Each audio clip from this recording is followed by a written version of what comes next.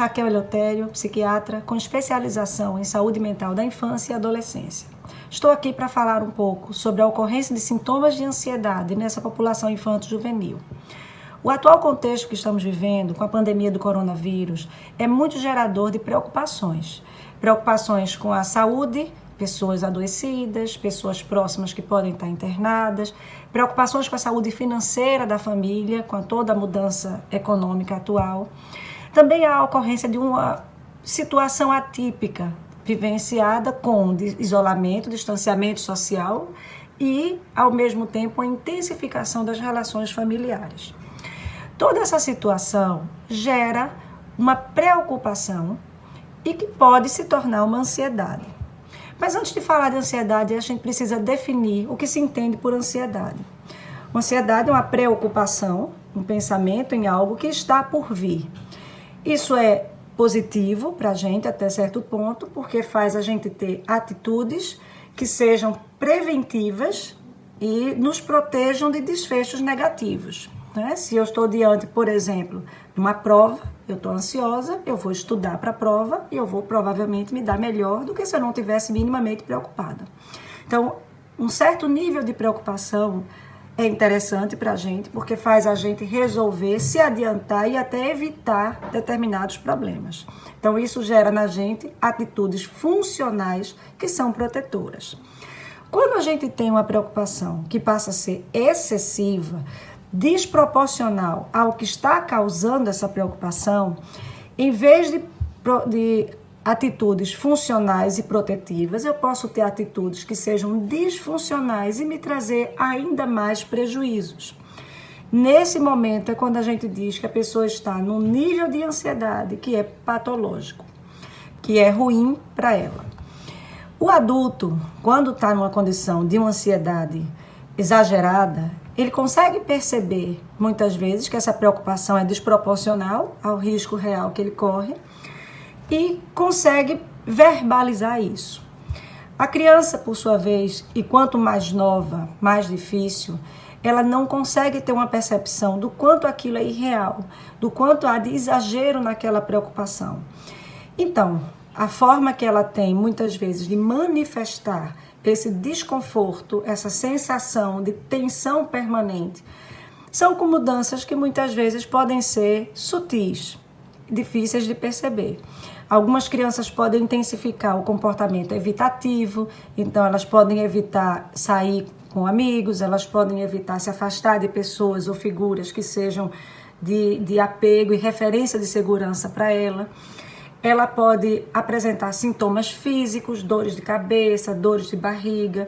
Crianças mais velhas, já um pré-adolescente ou uma adolescente, podem apresentar sintomas mais de taquicardia, falta de ar, podem apresentar eventualmente episódios de pânico, dificuldades para adormecer, demora para pegar no sono, fala de preocupações naquele momento ou dorme, mas acorda no meio da madrugada, também muitas vezes preocupada, pesadelos podem acontecer.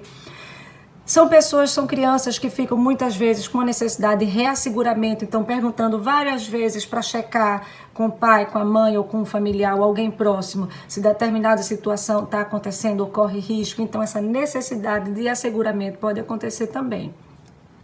Problemas de desatenção. A ansiedade faz com que a gente fique muito mais voltado para as emoções internas, os pensamentos e as preocupações, e isso faz com que as pessoas se distraiam e não se envolvam muito com as atividades presentes. E aí parece uma pessoa que está, e de fato está, bastante desatenta. Também podem acontecer problemas alimentares, como recusa alimentar, restrição de alguma forma, alguns tipos de alimento. Quem já tinha alguma restrição pode intensificar isso. Ou o inverso, também pode a criança ou o adolescente começar a apresentar um aumento pela necessidade de alimentação, não necessariamente fome, certo? Uma coisa que chama muita atenção também e que muitas vezes desorganiza a comunicação em casa é a presença de irritabilidade e comportamento explosivo. A criança não sabe manifestar, não sabe verbalizar o desconforto que está sentindo e o porquê daquele desconforto, então ela tende a reagir com um comportamento, muitas vezes, com uma disfuncionalidade grande, né? Então ficam irritadas, reativas, explosivas, eventualmente agressivas, né? Comportamentos de oposição. Mas, na verdade, a gente precisa compreender que todas essas alterações que essas crianças e adolescentes apresentam são um esforço, é uma expressão de uma tentativa de evitar a situação que está gerando estímulo negativo, né? Aquele estímulo negativo para ela. Mas e aí? Como lidar com essa ansiedade? Como a gente pode ajudar as crianças e adolescentes a se reorganizarem e conseguirem trabalhar e funcionar de uma forma que seja melhor, mais adaptativa e melhor para a família como um todo? O primeiro passo é a gente ajudar a criança a reconhecer o que ela está sentindo.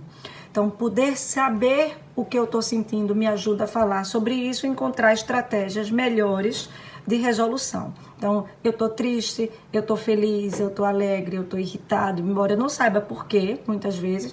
Essa colocação da criança muitas vezes ajuda ela a se organizar. O próximo passo vai ser descobrir o que é que está me deixando com aquele sentimento, o que é que me traz aquela sensação, né?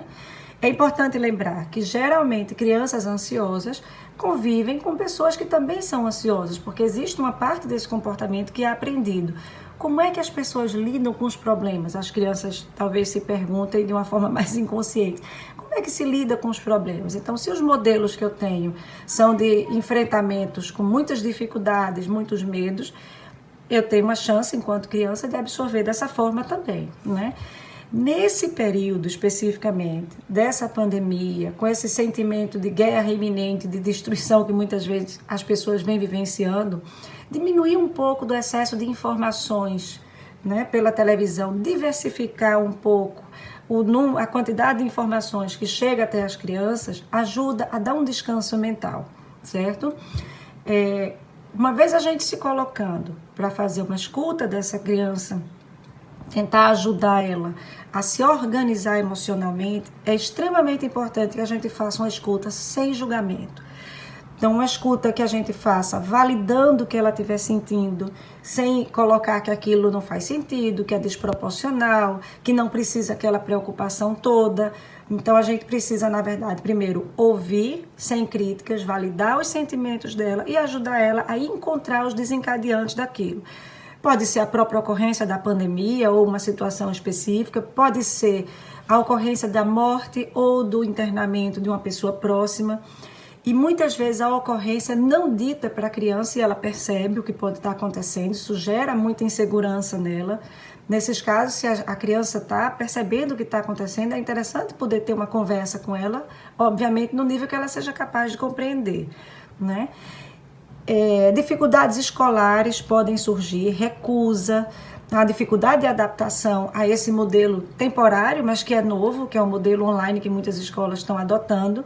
Então, isso também pode ser gerador de angústia para a criança e, por consequência, atitudes de evitação.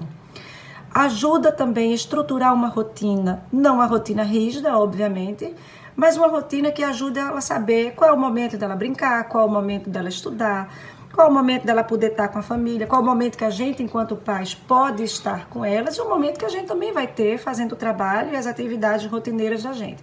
Então, essa organização ajuda na sensação de que eu sei o que está por vir. Então, isso é gerador de mais tranquilidade, né?